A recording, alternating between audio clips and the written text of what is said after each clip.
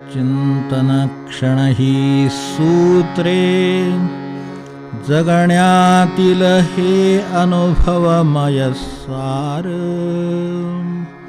श्रवण करूयाता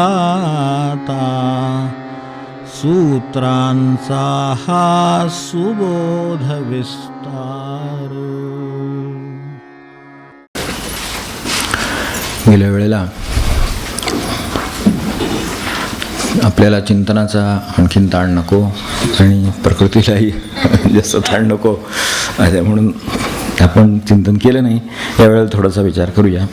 तोही थोडक्यात करू, कारण 7:15 किंवा 7-7:30च्या दरम्यान नंतर रिक्षा मिळत नाही, तसं एक मोठी अडचण आहे असं कळतं. तर ती पण सुटावी अशी इच्छा आहे. एक तर रिक्षा तरी मिळायला लागाव्यात उशिरापर्यंत, नाही तर आपलं तरी लवकर आवरावं काय का असं ना असं विवेक कळतो. पण तो प्रत्यक्षात आणण्यासाठी जी दृष्टी लागते ती म्हणजे वैराग्य. आपल्यासमोर वचन असं आहे, विवेक कळतो पण तो प्रत्यक्षात आणण्यासाठी जी शक्ती लागते ती म्हणजे वैराग्य. हे कशासाठी एकदम म्हटलं की वैराग्याविषयीच्या कल्पना आपल्या काही ठरलेल्या आहेत किंवा दृढ झाल्या आहेत म्हणून हे सांगायची वेळ आहे. वैराग्य म्हणजे काहीतरी सोडून प्रपंच जायचं आहे कुठेतरी आणि ते संन्यास घ्यायचा आहे, भगवी वस्त्र घालायचे आहेत, अशा काही कल्पना असतील ज्याची तशी उपजतच तयारी असेल. मागे मी एकदा म्हटलं होतं की महाराजांना सुद्धा संन्यासांचं ते म्हणायचे या आश्रमाविषयी मला अत्यंत आदर आहे. तर ह्याच्याबद्दल तो प्रश्न नाही आहे. प्रश्न ही जी वैराग्याची कल्पना यावर जर सीमित कोणाची झाली असेल ती तशी नाही आहे. कारण महाराज म्हणायचे प्रपंचामध्ये वैराग्य फार कठीण आहे आणि तेच खरे हे जास्त बहुसंख्य सगळा आपला जो लोक आहेत आपण सगळे प्रपंचात ती विरक्ती कशी साधेल याचा प्रयत्न करणारे लोक आहेत, त्यालाच आपण आपल्या भाषेमध्ये भक्ती असं म्हणतो. त्यामुळे वैराग्याची नक्की कल्पना आपल्यासमोर असावी यासाठी हे वैराग्यावर आणि विवेकावर असं असलेलं दोन्ही शब्द तसे परिचित आहेत. यावर जास्त सांगायची गरज नाही म्हणून फक्त सारांश फक्त सांगतो की आपण जे हे शब्द गृहीत धरलेले आहेत त्यामध्ये मुळात विचारापासून सुरुवात झाली. विवेक नंतर आला, त्याआधी विचार पहिल्यांदा. विचार असला तर पुढे विवेक. तर त्या दृष्टीनं विचार पहिल्यांदा आहे ती माणसाच्या ठिकाणच्या ज्या विलक्षण शक्ती आहेत त्यापैकी एक. तेव्हा विचार करणं ही माणसाच्या ठिकाणची एक विलक्षण शक्ती आहे. एवढं ठेवून जरी जगला मनुष्य तरी खूप झालं. आपण म्हणतो विचार नाही त्याच्याकडे असं म्हणायची वेळ येते. मोठमोठ्या माणसांना किंवा मोठ्या मोठ्या प्रौढ माणसांना किंवा कोणालाही घरामध्ये अनुभव येतो की त्याच्या ठिकाणी विचार नाही असं म्हणायची वेळ येते किंवा विचार कधी केला की नाही असं म्हणायची वेळ येते. तर त्याचं कारण मुळात ही आपल्याकडे असलेली विलक्षण शक्ती आहे. तिचं आपण काहीतरी केलं पाहिजे आणि तिची लहानपणापासून खरंच जाणीव चांगल्या तऱ्हेनं जितकी जागृत होईल तेवढी बरी. कारण आपल्या शिक्षण पद्धतीतला तो दोष आहे की विचार आणि त्याचा वापर आणि त्याचा होणारा परिणाम याविषयी निश्चित स्वरूपाचं आपल्याकडे मुद्दम म्हणून खास असं अगदी लहानपणापासून पुढे असतं तर्कशास्त्र वगैरे, पण त्याचं मुळात ते तशा स्वरूपाचं प्रशिक्षण नसल्यामुळे असेल कदाचित. पण ही आपली शक्ती आहे याची जाणीव लवकर होत नाही. लवकर झाली तर काम लवकर होईल, कारण त्यावेळेला क्षमता खूप असते समजून घेण्याची, लक्षात ठेवण्याची. तर त्यात ही शक्ती आहे ती विवेकाच्या आधी विचाराची आहे. आणि तो जर नसेल तर मग नसला किंवा चुकला तरी अविचार म्हणतो आपण त्याला. मग अविचाराचं साम्राज्य पसरतं आणि ते साम्राज्यच पसरतं. आपण पाहतो आता सध्या इतकं पसरेल असं वाटलं नाही एवढं ते पसरलं. रोज एक पेपर वाचलं की आणखीन एक साम्राज्यात भर पडली असं वाटतं. सगळ्या त्या विचाराच्या साम्राज्यात भरच पडत चालली असं दिसतं. विचाराच्या साम्राज्यातली भर कुठेतरी नगण्य कोपऱ्यात एखादी बातमी असते, ती विचाराच्या साम्राज्यातली भर असते, बाकीची सगळी अविचारातली असते. याचं कारण मग त्याच्यातून हत्या, मग अगदीच आत्महत्यासुद्धा त्यातलाच प्रकार, अत्याचार, संहार, सगळ्या ज्या गोष्टी आहेत ह्या सगळ्या पुढच्या विचाराच्या शक्तीच्या चुकीचे वापराच्या किंवा वापर न केल्याच्या अशा तऱ्हेची लक्षणं आहेत. तर हे आपल्यासमोर सगळं स्पष्ट येईल. हे विचार मुळात आपण आता तिथून पुढं विचाराकडे जाऊ. तर विचार म्हणजे काय आपल्या दृष्टीनं कसं होतो ते माहिती नाही, पण शब्दमय आहे हे माहिती आहे. मूळ विचार हा शब्द जो आहे तो वि अधिक चर यामधून निर्माण झाला. तर त्याच्यामध्ये त्याचा मूळ अर्थ एवढा की प्रश्न करीत राहणं, परामर्श घेत राहणं. तर अशा तऱ्हेच्या गोष्टीतून विचार निर्माण होतो. माणसाने प्रश्न करीत असलं पाहिजे. म्हणून आपल्याकडे प्रश्नाला फार मोठं महत्त्व दिलेलं आहे आणि प्रश्न ही अत्यंत चांगली प्रवृत्ती आहे. जसं दुसऱ्याला अडचणीत आणण्यासाठी किंवा घाईला आणण्यासाठी प्रश्न विचारू नयेत, ते अविचाराचं लक्षण आहे. तसले त्याची गरज नाही आपल्याला. पण ज्या विचाराची गरज आहे ते म्हणजे आपला मनातला अस्पष्टता दूर व्हावी, आपला मार्ग स्पष्ट व्हावा, आपले जे प्रवास आहे, विचरण आहे ते व्यवस्थित व्हावं, यासाठी जे प्रश्न केले जातात, त्यामधून परामर्श घेतला जातो, सल्ला घेतला जातो, चिंतन केलं जातं, मनन केलं जातं, त्यावर चर्चा केली जाते, ते सगळे ह्या विचार शब्दाच्या अर्थामध्ये आहेत. डेलिबरेशन थिंकिंग, हे जे डेलिबरेशन थिंकिंग हे सगळं आहे, ही सगळी आपली प्रोसेस आहे ती खूप लहानपणची आहे. आपल्याकडे शिक्षण पद्धतीमध्ये घोकून पाठांतर करून अचूक उत्तर देणं हा जो काही एक उद्योग लागला आहे, तो कधी सुटेल ते बरं होईल असं वाटतं. तर तिथे खरं ते याचं मूळ आहे की तिथे त्याचा विचार म्हणून डिस्क्रिप्टिव्ह नको असं हळूहळू ती ट्रेंड निर्माण झाला आणि आम्हाला खूण करायला सांगा. तेव्हा कुणा म्हणजे त्यातल्या टिकमार्क, तेवढे टिकमार्क तेवढं आम्ही करू, बाकीचं आम्हाला काय स्वतंत्रपणे काय लिहिता येणार नाही. आणि म्हणून असं होतं ते की ते ग्रॅज्युएट होतात, काय ते SSC होतात, पूर्वीचे व्हर्नॅक्युलर फायनल ऐकत नाहीत लिहायला, अशी परिस्थिती आहे. आपण आपल्याकडे असतील जुनी माणसं, तर वफा झालेली माणसंसुद्धा फरडं लिहितात, मराठी असो इंग्रजी असो कशी असो. तर त्याच्यात ती क्वालिटी का आली, तर त्याच्याकडे हे डेलिबरेशन किंवा विचार हा कुठेतरी दिला गेला असला पाहिजे. त्याचा कशा पद्धतीने दिला गेला आपल्याला माहीत म्हणून दिला गेला. तेव्हा बरंच अगदी निश्चित स्वरूपाची अशी कौमुदीतली किंवा सिद्धांत कौमुदीतली व्याख्या काय आहे, तर वस्तुतत्व परीक्षणम इति विचार. वस्तुतत्व परीक्षण आणि मुळात वस्तूचे हेच कोण करतं, विचार कोण करतो, त्याचं परीक्षण कोण करतो. त्यामुळे हे सगळ्या व्याख्या दूर राहिल्या, विचार करायलाच नको. म्हणजे मागे मी आपल्याला इथे उदाहरण म्हणून सांगितले, शाळेतले माझा अनुभव सांगितले. मी विद्यार्थ्यांना विचार करायला सांगितला तर ते शिक्षकच म्हणाले की त्यांना मुलांना ताण देऊ नका डोक्याला वगैरे. तर मग म्हणजे ह्या घडलेली गोष्ट आहे ही, एका शाळेत घडल्या. तेव्हापासून मी अर्थात शाळेत वगैरे लांब नसतो शाळेपासून, आता राहायला जवळ ते सोडा, पण ते काय व्यवहाराने इकडे तिकडे व्हावं लागतं तसं आलं. पण मुळात तिथे वातावरणात असं आढळलं की ते म्हणाले की त्यांना हे विचाराचं वगैरे ताण होईल. तर तसं ताण म्हणजे म्हटलं बरोबर आहे, माझे अलीकडच्या अभ्यासक्रमाशी एवढा परिचय नाही, त्यामुळे हे माझी चूक झाली थोडीशी. तर त्यांना विचार करायला लावू नका, आपल्याकडे विचार करायला लावला पाहिजे. खरं सांगायचं तर अशी पद्धत आहे, यथा काम प्रश्नान पृच्छत असं उपनिषदात म्हटलेलं आहे. यथा काम प्रश्नान पृच्छत, तुम्हाला जेवढे प्रश्न विचारायचे तेवढे विचारा. ते 6 जण आले आणि ते नाही का उपनिषदामध्ये गोष्ट वगैरे मागे बोललो होतो आपल्या. तर ते 6 जण आले, त्यांनी प्रश्न विचारायचे म्हणले, पण त्याच्यासाठी आधी त्यांना चिंतन करायला लावलेलं आहे. मी जे विचारणार ते विचार बरोबर आहे का, आवश्यक आहे का, त्याची मला गरज आहे का, ते माझ्या जीवनाशी संबंधित आहे का. प्रश्न ते विचारायला कशालाही विचारता येतील. हे देवी किती आहे, तू कसं आपलं काय विचारायचं म्हणजे त्याला काय अर्थ आहे का मला सांग. किती का असे ना, आपल्याला प्रकाश पडतोय, दिसतंय, मग अशी नव्हती लाईट त्यावेळेला थोडं कमी दिसत होतं, आता बरं दिसायला लागलं, इतपत आपले पुष्कळ आहे त्याच्यावर विचार केला तरी. ह्याच्यापेक्षा काही विचार करायची गरज नाही. पण अशा तऱ्हेनं म्हणजे बाबांच्या भाषेमध्ये की रेल्वेत प्रवास करताना ते डब्याचे खिळे मोजून आहेत, तर त्यातला प्रकार आहे थोडक्यात. असल्या विचारांची काही गरज नाही आपल्याला. वस्तुतत्व परीक्षण इति विचार. तेव्हा वस्तुतत्वाचं परीक्षण, त्यात वस्तुतत्व काय त्याची परीक्षा करणं. आपल्या भोवती स्वतः सकट सर्व वस्तूच आहेत, काही जड आहेत, काही चेतन आहेत, एवढाच फरक. सगळ्या वस्तूच आहेत. गुरुदेवांचं आहे ते वस्तुदर्शनच आहे, तर त्यामध्ये परमात्म वस्तूचं दर्शन आहे. वस्तुदर्शन म्हणजे काय असा अनेकांना प्रश्न पडतो, मी काय त्यातल्या विषयातलं नव्हे, पण तरीसुद्धा सांगतो की ते जे आहे ते परमात्म वस्तूचं दर्शन. तर ते त्यांना ते वस्तुदर्शन म्हटलं, थोडक्यात म्हटलं आपल्या भाषेमध्ये.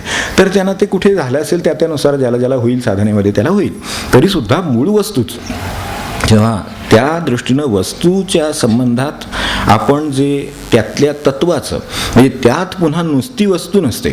झाड समोर दिसतं, पण झाड जे समोर दिसतं ते समोरचं झाड म्हणजे त्याच्यात अजून काहीतरी आत असतं. ते माणसाला कळलं तर बरं होईल की त्याची रचना काय आहे. म्हणून आपल्याकडे वनस्पतीशास्त्र झालं की त्याची काय रचना आहे ते समजून घेणारं एक शास्त्र निर्माण झालं. तसं माणूस दिसतो, पण आपण जवळ राहून सुद्धा सांगू शकत नाही की यांचा स्वभाव काय हो की नाही. आपल्याला अनेकदा मनात सकाळी सुद्धा प्रश्न पडलेला असतो, उठल्या सुद्धा की आज काय असेल समोर, म्हणजे कोणता प्रश्न काय समोर येईल, काय विचार घेऊन येतील, काय करायचं असेल काय सांगता येत नाही असं वाटतं. कारण वस्तुतत्व कळलेलं नाही त्यात. ते पण जे काय आहे आतलं जे स्वरूप आहे ते नाही लक्षात आलं किंवा अंतर्गत समजलं नाही आणि बहिर्गत जिकडे लक्ष आहे तिकडे पण कळलं नाही, तर अशी वस्तुतत्व परीक्षा झाली नाही. त्यामुळे विचारच झाला नाही मनामध्ये. ते विचाराचं तिथंच अडचण आहे. पुढे नंतर विवेक वगैरे आहे. तेव्हा त्यासाठी प्रश्न विचारणं, परीक्षा करणं, चिंतन करणं, मनन करणं, याच्यामुळे काय होतं की फरक कळतो. वस्तूमधला फरक कळायला सुद्धा माणसाला, लहान मुलाच्या बाबतीत हे आपण पाहिलं असेल की हे काय आहे हे त्याला समजावून सांगताना आपण त्यातले फरक सांगतो. हा प्राणी, हा अमुक, हे तमुक, हे सगळं चालू आहे आपलं, फक्त होतं का हे एवढ्यापुरतंच थांबतं, त्याच्या पुढचं काही होत नाही. मग चांगला वाईट आपण काहीतरी लेवल लावतो, पण ती बरोबर आहेत की नाही याचा पुन्हा विचार करीत नाही. एकदा काही माणसांचं असं असतं, एकदा ब्लॅकलिस्टमध्ये गेली माणसं म्हणजे गेली, ती वाईट आहेत असं एकदा. वाईट आहेत म्हणजे काय, यांच्या उपयोगाला पडली नाहीत वेळेला साऱ्या भाषेत. वाईटचं आपलं असणार काय वाचून असून समजा आपल्या वेळेला ती उपयोगी पडली म्हणजे ती वाईट, म्हणजे ती एकदा त्या कप्प्यात टाकून दिली की त्याच कप्प्यात ती असतात. पुन्हा एकदा काढून बघावी परत एकदा की बाबा खरोखरच वाईट आहेत, काय सुधारणा झाली का काय, कदाचित 5-25 वर्ष काय गेली असतील किंवा अगदी 4-2 दिवस सुद्धा गेले असतील, पण त्यांच्यात काही फरक पडला असेल असं गृहीत धरून जी बुद्धी विचार करू शकते तिच्या ठिकाणी विचार नावाची प्रक्रिया सुरू आहे. मग पुढे विवेक निर्माण होईल. तर यासाठी फरक कळण्याचं ते साधन, त्याला आपण सक्षम आहोत. तो सक्षम आहोत म्हणून म्हटलं सुरुवातीला की आपल्याकडे असलेल्या शक्तींची ओळख करून देणं हे खरं अगदी प्राथमिक काम आहे. तर त्याच्यातलं हे आपल्याकडे सक्षमता म्हणजे साध्या भाषेमध्ये ती इंद्रियांच्या बाबतीतली आहे. ती आपल्याकडे डोळे, जीभ, काय, कान, पाहणं, सगळी जी काही सगळ्या प्रक्रिया आहेत हे आपल्याला सक्षम करण्यासाठी आहे. तर ते पुढे विचार करता यावा म्हणून वस्तू ओळखता यावी आणि वस्तूतला फरक कळावा म्हणून ही सगळ्या क्षमता आपल्याकडे दिलेल्या आहेत. त्याचा अगदी म्हणजे आता पाहणं आहे, ऐकणं आहे. आपण माणूस ओळखतो, नंतर मग मनुष्य ते ओळखायला शिकवतो मुलाला, हे आपलं, हे दुसऱ्याचं वगैरे, ते नाही का शिकवलं आपण पुढे सगळं. तर ते शिकवायला शेवटी काहीतरी फरक करावा लागतो आणि मग त्याप्रमाणे ते फरक करतं पुढे नंतर मग. आणि त्यात मग त्याला किती तुम्ही विशाल आहात तेवढी विशालता त्याला शिकवली जाईल हे आहेच ना. मीच जर समजा माझ्यापुरता मर्यादित असेल तर आपल्या 4 माणसांच्या पलीकडे बघू नये, इकडे तिकडे काही आपला विचार करावा असं शिकवलं जाईल. ही 400 माणसं ही आपलीच असा विचार केला जाईल. ही 4000 माणसं ही आपलीच, अवघे विश्वाचे माझे घर, ऐसी जयाची मती स्थिर, तेही शिकवलं जाईल. पण ते त्याच्याकडे असलं तर तो कसं नाही, ते कसं शिकवेल. मग ते त्याच्याच अभ्यासक्रमात सुरुवातीला हवं तर ते होणार. म्हणून पहिल्यांदा आपल्याला जी क्षमता दिलेली आहे तिच्या सहाय्याने, वेगवेगळ्या क्षमता माणसाकडे आहेत, आपल्याला मी काही त्यात शरत नाही, पण क्षमता आहेत. तर ऐकू येण्यामध्ये एक साधी ऐकू येण्याची क्षमता आहे माणसाची. तर ऐकू येण्याच्या सहाय्याने कितीतरी गोष्टी मनुष्य शिकत असतो. त्यामुळे श्रवणाचं साधन आपलं पहिलं जे आहे ते श्रवणाचंच आहे. श्रवणातूनच कळतंय आणि आपण श्रवण त्यासाठी मुद्दाम करीत राहतो. कारण श्रवणातून ठीक आहे 50 मध्यातले 5 नवीन असतील पण 5 माणसाला मिळतात एवढं खरं. त्यासाठी तो 45 उरलेले ऐकतो पण 5 त्यातून नवीन मिळणार म्हणून तोच ऐकतो. याचं कारण का, ते श्रवणाच्या सहाय्याने त्याला हे कळणार आहे म्हणून त्याचं ते अगदी प्राथमिक साधन आहे. आणि शेवटी गुणसंकीर्तन ते करायचं असेल तर श्रवण आहेच आधी. संकीर्तन कशाचं करेल, आतून आत असलं तर बाहेर येईल, तर ते आत जाईल कुठून, ते कानाने जाईल म्हणून श्रवण हे साधन सांगितलं. आणि त्यात मग फरक करता येतो. एकदा श्रवण करता आलं की मग फरक ओळखता येतो. वस्तुतत्व परीक्षा पुढे करायची. ती परीक्षा करायला मुळात कळणं म्हणजे ऐकू येणं. समजा एक साधं कळणं म्हटलं तर ऐकू येणं आणि मग ऐकू येण्यातनं फरक कळणं. आपल्याला आता कसं सांगू की समजा एखाद्या वेळेला ऐकूच कमी आलं असलं तर, म्हणजे सक्षम नसेल तर काय होईल हा विचार करा, सक्षम असलं तर काय होईल ह्याचा विचार करा. थोडासा अक्षम आहे मनुष्य, मी उदाहरणासाठी घेतो, कोणाचंही नाही, दोष नाही, प्रत्येकाच्या वाट्याला ते येऊ शकतं. तर तशा तऱ्हेचा दोष आहे समजा, तर त्यावेळेला त्या माणसांना इतर माणसं हळूहळू बोलतात असं वाटतं की नाही. जगाबद्दलचं आपलं मत आपल्या इंद्रियांच्या अवस्थेवर अवलंबून आहे, आपली विचार करण्याच्या क्षमतेवर अवलंबून आहे. हे बघा आपण किती माणसं किती हळूहळू बोलतात, म्हणजे माझ्या संबंधी बोलतात असं वाटत राहतं परत. आणि नक्कीच ते तसं असलं पाहिजे असं पुढे निष्कर्ष काढून मोगा पण होता. ही विचाराची आपली अवस्था. तर हे सोपं करण्यासाठी सांगितलं. किंवा दुसरी तक्रार काय होते, तर फोनच खराब आहे अलीकडे, ऐकूच येत नाही फोनमध्ये काय, ते अलीकडे बरोबर नाही आहेत, इन्स्ट्रुमेंटच बरोबर नाही, त्यांना कमी ऐकू येतं फोनवर असं नाही आहे, ते ती इन्स्ट्रुमेंट खराब आहेत असं वाटतं. तेव्हा ही सुद्धा एक वस्तू परीक्षाच आहे, फक्त चुकीची झाली एवढंच. आता ती चुकीची आहे कारण दुसऱ्या माणसाला त्याच्यावर व्यवस्थित ऐकू येते. मग तो म्हणतो तसं नाही आहे, ते आपल्याला व्यवस्थित येत नाही ऐकू म्हणून ते येत नाही आहे. म्हणजे ही वस्तुत्व परीक्षा व्हायला मुळात सक्षमता दिलेली आहे. आणि ती सक्षमता आहे, फक्त ती जास्तीत जास्त वापर कुठे होतो, एवढाच वापर होतो की फोन कोणाचा आहे, समजा फोन आला तर कोणाचा आहे, तर मनुष्याचा स्त्रीचा आवाज ऐकू आला पण तो आईचा आला का सासूबाईंचा आला अशी जी शंका आली तर कोणता आवाज लावावा हे कळत नाही. आपलं पुढं सगळे कृती अवलंबून आहेत ना, असं काय म्हणतात.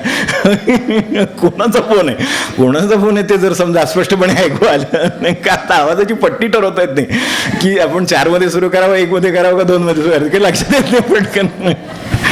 तेव्हा त्याप्रमाणे मग आपल्या क्रिया ठरतात ना, म्हणजे हे व्यवहाराचं झालं. तर तसं आपल्याला ही साधनं दिलेली आहेत, ती व्यवस्थित वापरावी. या गोष्टींसाठी वापरली जातातच, त्याला काही इलाज नाही. त्यात जरा थोडं तरतम वापरता आलं तर बरं आहे. हे प्राथमिक स्वरूपाचं ही आपली विचाराची आणि फरक ओळखण्याची क्षमता आहे. त्यानंतर वस्तूची जी ओळख आहे ती त्यातून होते. मुळात एक ऐकू आलं तर त्यातून मला नंतर कळलं की हा फोन आवाज पुरुषाचा नसून स्त्रीचा आहे. ठीक आहे, स्त्रीचा आहे तो कोणाचा आहे? तो सासूबाईंचा आहे. म्हणजे आता आपल्याला त्या पद्धतीनं काय ते बोललं पाहिजे. किंवा हा आईचा आहे, मग एकदम ते प्रेमळ आणि खाली आवाजात वगैरे सुरू होतं मग त्याप्रमाणे. नाहीतर मग एकदम ते काय असतं ते माहितीच आहे आपल्याला. तर त्याप्रमाणे मग एकदा वस्तूची ओळख झाली की त्यानुसार मग ते होतं. मग आपण जगाची ओळख करून देतो ती सुद्धा तशीच देतो. म्हणजे साध्या भाषेत सांगू अगदी सोप्या की ती कपाळाला आठ्यातली पलीकडे ती ना ती सून, आणि हसतमुख दिसते ना ती मुलगी. असो, चला पुढे जाऊया. तर जी ओळख आपली ही इतपतच आहे बरं काय.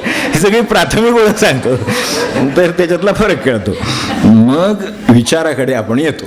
आता हे फरक म्हणजे ज्याला आपण विवेक वगैरे म्हणतो तर ते तसं काही नसतं. त्याच्या आधीच्या ह्या पायऱ्या सगळ्या व्हाव्या लागतात. त्याच्यात नंतर मग विचाराची पायरी येते. विचार म्हणजे काय आहे तर मेंदूतली शब्दमय आणि अनुभवाधिष्ठित अशी हालचाल. मेंदूतली शब्दमय अनुभवाधिष्ठित अशी हालचाल म्हणजे एक विचार असं आपण म्हणतो. सोप्या भाषेमध्ये काहीतरी त्याला व्याख्या केली पाहिजे, कळायला निदान मार्ग तरी निदान सुरू झाला पाहिजे. मग कदाचित पुढे राजरस्ता होईल. पण आज आपण पायवाट तयार करतो ना, तसं आहे. तर त्याची व्याख्या करण्यासाठी ही पायवाट केली आपण की मेंदूतली शब्दमय अशी अनुभवाधिष्ठित हालचाल आहे. त्याला काहीतरी अनुभवाचा आधार आहे आणि ती शब्दमय पण आहे. आपण विचार केला तर त्याच्यावर विचारावर विचार करावा लागतो थोडासा. तर तो केल्यानंतर लक्षात येतं की अरे हे सगळं चाललं हे शब्दात चाललेलं आहे. आपण सहजपणे आपल्या मातृभाषेमध्ये आपल्या मनात विचार करीत असतो. तो वाईट आहे, चांगला आहे, अमुक आहे, तमुक आहे, सगळं जे चाललेलं आहे ना त्याला नावं दिलेली आहेत आणि त्याचे आकार आहेत. त्या शब्दांच्या आकारामध्ये आपण विचार करतो. त्या शब्दाचे आकार सोडून माणसाला विचार करता येतो का याचा विचार मी आपल्यावर सोपवतो. नंतर आता ह्याच्यानंतर जी परिस्थिती आहे ही प्राथमिक सगळं सांगितलं. यानंतर हा विवेक आहे.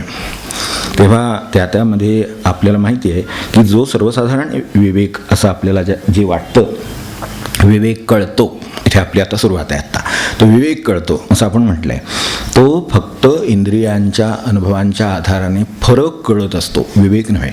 त्याच्या मागं विचार आहे, विचाराच्या मागं ही प्राथमिक सगळी माहिती आहे. हे सगळं होऊन नंतर विचारावर येणार, विचारानंतर विवेकावर येणार. म्हणजे निवड करणे. तेव्हा त्याच्यात डिस्क्रिमिनेशन आहे, पुढे सगळं पुढच्या सगळ्या गोष्टी आहेत त्या सगळ्या विवेकामध्ये आहेत.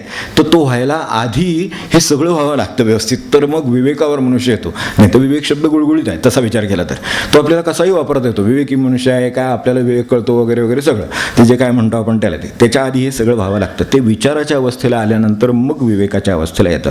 आत्ता जे आपल्याला वाटतं ते इंद्रियाधिष्ठित आणि ते सुद्धा आपल्या स्वतःला सोयीचं गैरसोयीचं प्रिय अप्रिय असं ते वाटतं.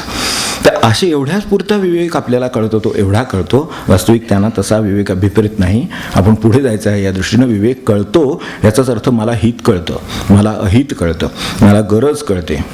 मी मुद्दे देतो, फक्त मुद्दे सांगतो की अहित, हित कळतं, विवेक या दृष्टीनं गरज कळते, उपलब्धता कळते, कुवत कळते, इष्टानिष्ट कळतं, श्रेयस कळतं, प्रेयस कळतं, शाश्वत कळतं, अशाश्वत कळतं. त्याला विवेक कळतो साध्या भाषेमध्ये.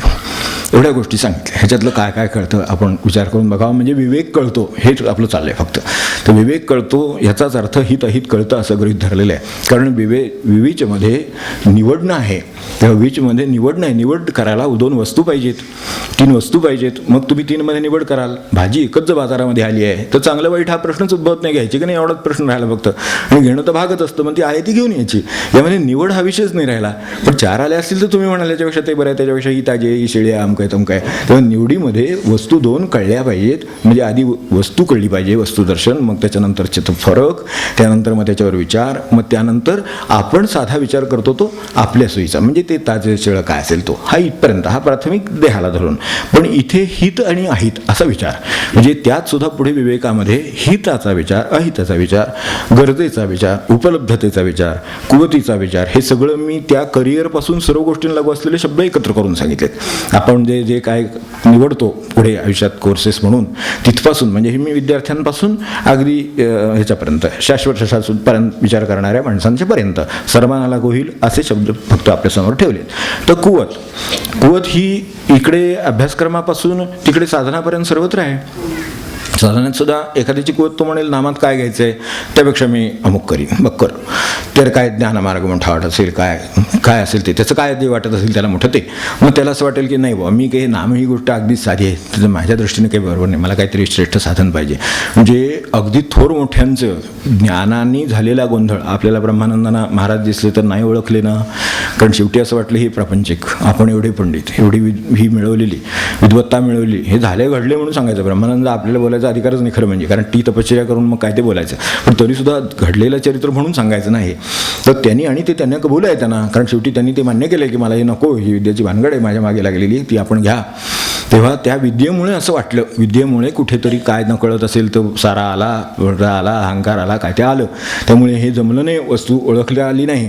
म्हणून शेवटी महाराजांकडे समोर दर्शन होऊन सुद्धा, कारण हे प्रापंचिक माणूस आपण विरक्त हे झालेले सगळं अशा अवस्थेत एवढं ज्ञान हे मिळवलेलं आणि विजयपत्र मिळवलेली, तर हे आपले काय गुरु असणार, ह्याने आपलं सांगितलं त्या भयासाहेबांनी म्हणून आपण आलो, आपण आपलं जावं घरी म्हणून परत गेले. म्हणजे अजून गुरु नाही सापडले. मग दत्तगुरूंनी दिलं ना, त्यांच्याकडे अनुष्ठान मांडल्याबरोबर शेवटी त्यांच्यासमोर जेव्हा प्रार्थना करून हे बसले तपश्चर्याला की माझ्या गुरुची मला गरज आहे, इतकी वणवण केली मी सापडत नाहीत, तर हे त्यांचं जेव्हा अनुष्ठान पूर्ण झालं तेव्हा दत्तगुरूंनी दर्शन दिलं स्वप्नामध्ये, विचारलं ना त्यांना की तुला दाखवलं पण ओळखलं नाही, हे शेवटी त्यांना दृष्टांत त्यांनीच दिला ना, म्हणजे हे घडलं म्हणून हे सगळं म्हणायची वेळ आली.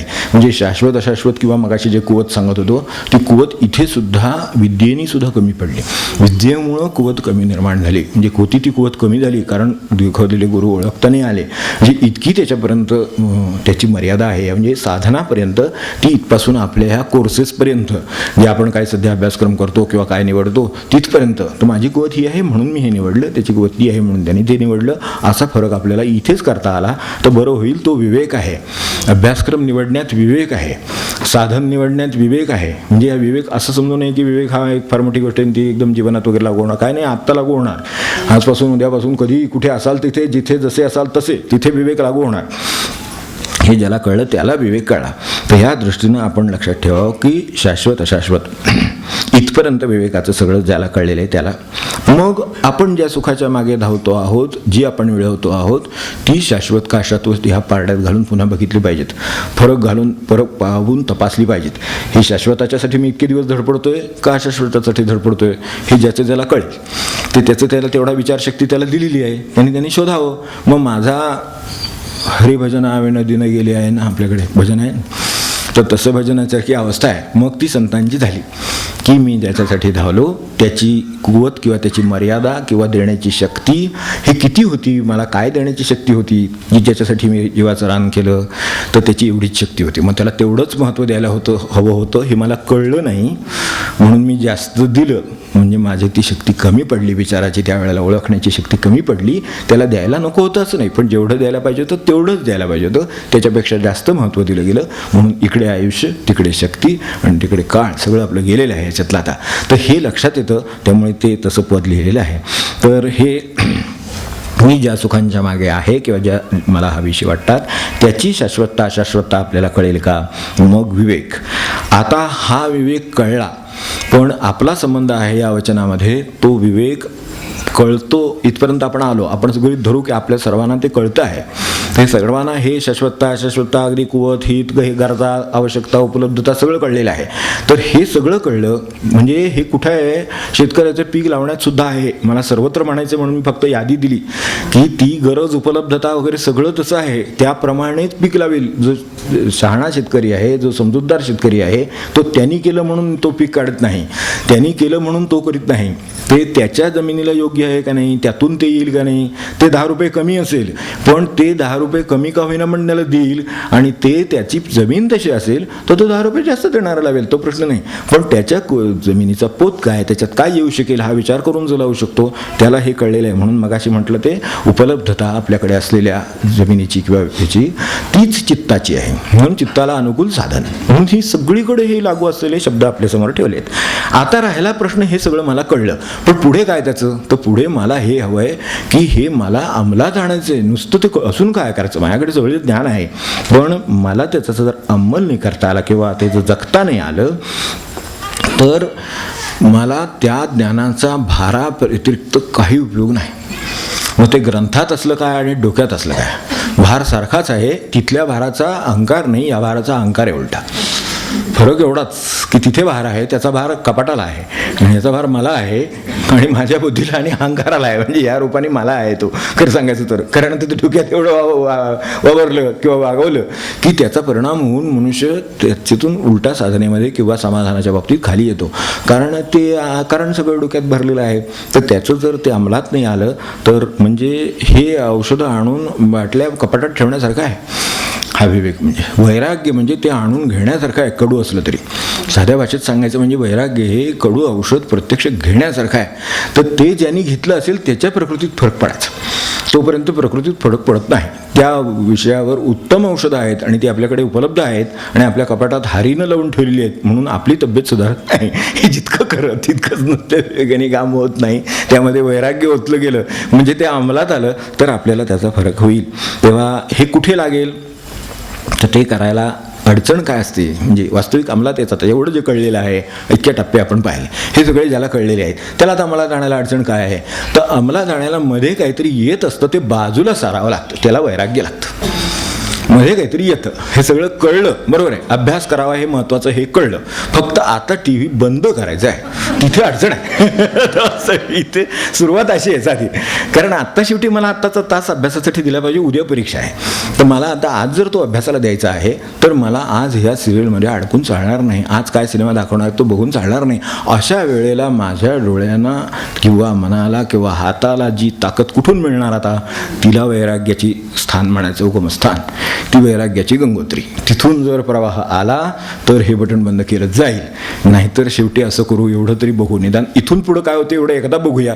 मग ती सगळी एकदा सासरी गेली की मग पुढचं आता काय बघायला नको. काय असतं रे बाबा, आजोबाही सगळं तो व्यवहार. पण ते जे काय आहे ते एकदा यांचं घरात काय भांडण होतं त्यांना काय मिटतं ते एकदा बघूया. आणि मग एकदा ती गेली तिकडे म्हणजे मग आपण त्याच्या पुढचं काय बघायला नको. म्हणजे असं करून कुठेतरी तिथे ते वैराग्याचा संबंध आहे बघा, इतका बारीक संबंध आहे. आता मी कुठे कुठे कसा कसा आहे ते सांगतो आणि पुढे जातो. हा संबंध याच्या वाटेत काहीतरी येतात. तर ते वाटेत काय आलं मध्ये की हे आहे ही एवढी स्टोरी पुरी व्हावीसं वाटलं किंवा एवढे भाग आहेत तेवढे बघायचे, मात्र नवीन अजिबात बघायचे नाही. सिरियल बघायची नाही म्हणजे नाही. मग फक्त एकदा सुरू झाली म्हणजे मग त्या दिवशी फक्त एक आहे, नवीनमध्ये काही नवीन नाही ना एवढं बघण्यासाठी फक्त तर पहिला पार्ट पुढचं अजिबात बघायचं नाही. कारण एकदा नवीन नाही किंवा काय ते एकदा कळल्यानंतर कशाला पण पुन्हा बघायचं, आपला वेळ जातो उगाच जपाचा परत. तर त्यामुळे तेव्हा असं ते सगळं जे काय आडेतं ते हे ते जर ते बाजूला करायची ज्याला शक्ती आहे त्याला वैराग्य आहे त्याच्याकडे. मग आता ते वैराग्य म्हणजे काय हे आपल्या लक्षात आलं असेल. मुलांना ते अभ्यासात लागेल, ते खेळाडूला व्यायामासाठी सुद्धा लागेल, ते कोणाला कशासाठी लागेल हे सांगता येत नाही. ही इतक्या व्यापक गोष्टी आहेत विवेक आणि वैराग्य की त्या सर्व जीवन व्यापून उरलेले आहेत.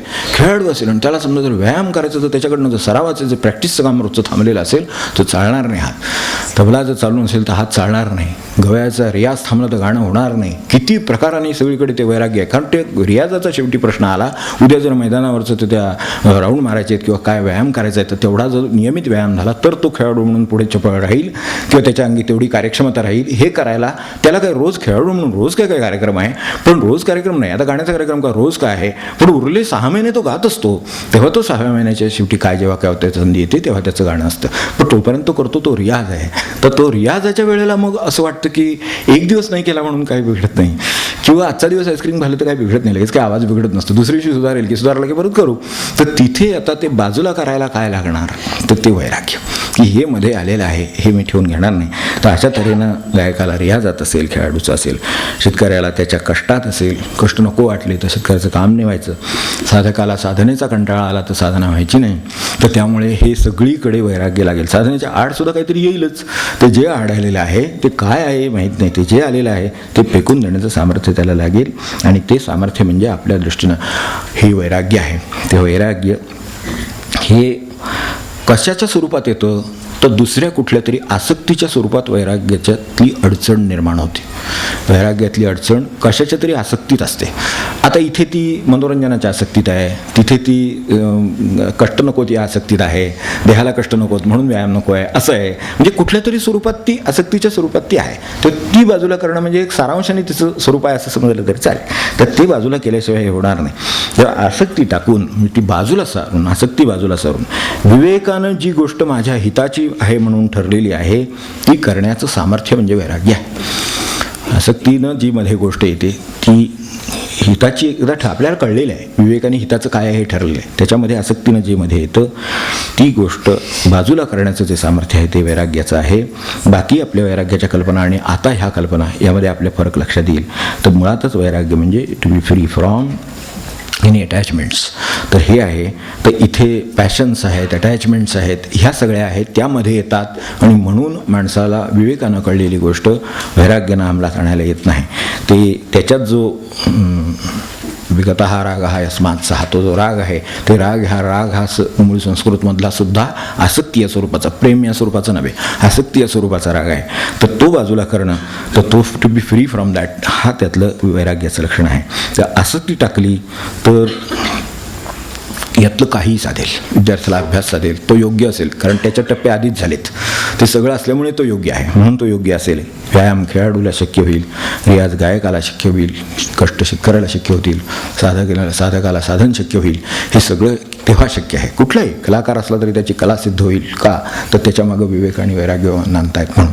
तर हे व्हायला ह्याची सगळ्याची गरज आहे. तेव्हा ती त्याच्यातली आसक्ती टाकली की मग हे वैराग्य सिद्ध होतं आणि सिद्ध झालं की मग आपल्या खऱ्या अर्थानं प्रगती होते. एवढं आपल्या डोळ्यासमोर ठेवलं.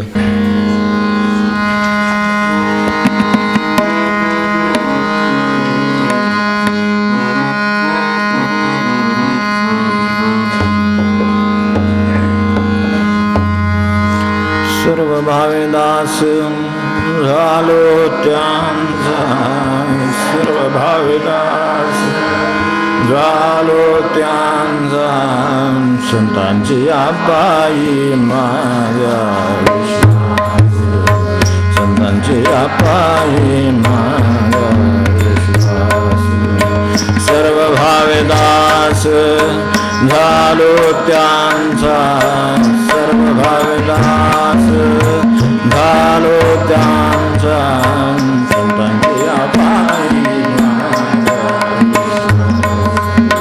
संतांची अपायी माझा विश्वास. त्याची माझे हित करीती सकळ, त्याची माझे हित करीती सकळ, जणे आंगोपाळ कृपा करी, जणे आंगोपाळ कृपा करी, संतांची अपायी संतांची अपायी माझा. भागली आमज वाहतील कळे, भागली आमज वाहतील कळे, त्यांची अनजोडे सर्व सुख, त्यांची अनजोडे सर्व सुख, संतांची अपायी संतांची अपायी माझा विश्वास. तुका म्हणे शेष घेईन आवडी, तुका म्हणे शेष घेईन आवडी, वचन न मोडी बोलिलो ते, वचन न मोडी बोलिलो ते, संतांची अपायी माझा